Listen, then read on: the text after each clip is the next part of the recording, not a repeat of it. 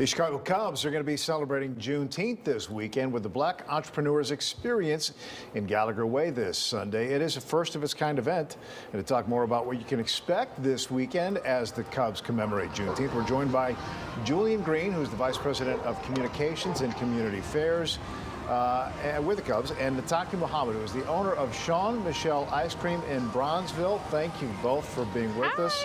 Nataki, you've got the right business for summertime in Chicago. I'm going to talk to you in a minute, but first, Julian, we're celebrating Black entrepreneurship here. Tell me about the businesses that you're going to be welcoming to this event. I'm getting the idea that it's going to be sort of a festival-like event. Yes. It will be. That's why we're calling it a Black Entrepreneurs Experience. We're hosting almost 24 Black small businesses from across the Chicagoland area. They'll be featuring their wares, selling, and sampling, and so we're just pretty excited to provide this platform to support and promote Black businesses here in Chicago. I know it's a long list, so I won't put you through all of it, but you know, we'll direct folks to our website here. But there will also be on-field presentations, and as I understand it, not one but two national anthems. Tell us about that part of it.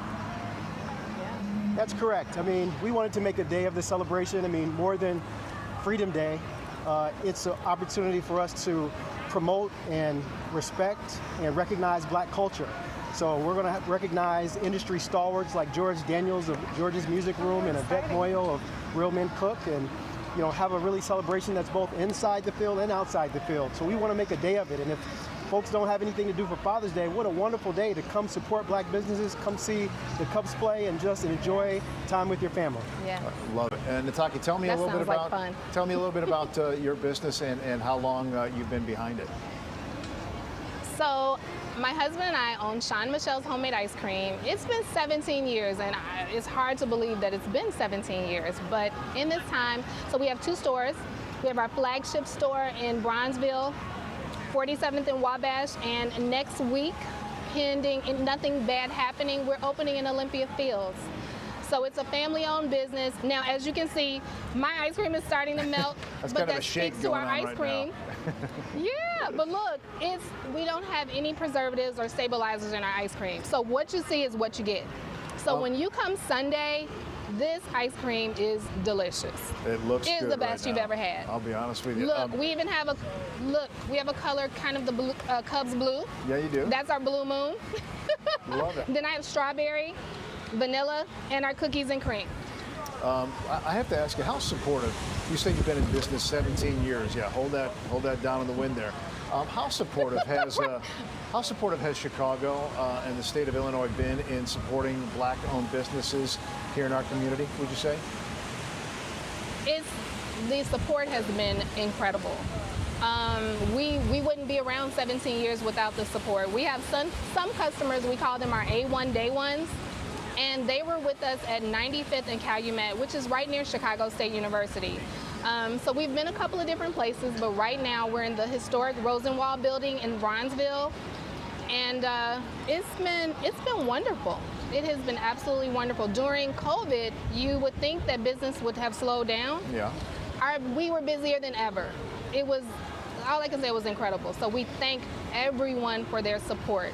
If we haven't had a chance to tell you in person, I'm telling you now, thank you. Thank you for your support. Well, I have to ask both of you, how has this new federal holiday sort of impacted the cause and the culture? Nataki, I'll start with you, and then Julian, I want you to answer that from the perspective of the Cubs getting behind this event this weekend. We live in a society we're a melting pot of so many different societies. So Juneteenth is just another opportunity for us to really take a look at the Black culture and celebrate it, and celebrate all of the wonderful things that we've done. And the Cubs doing this is pretty groundbreaking.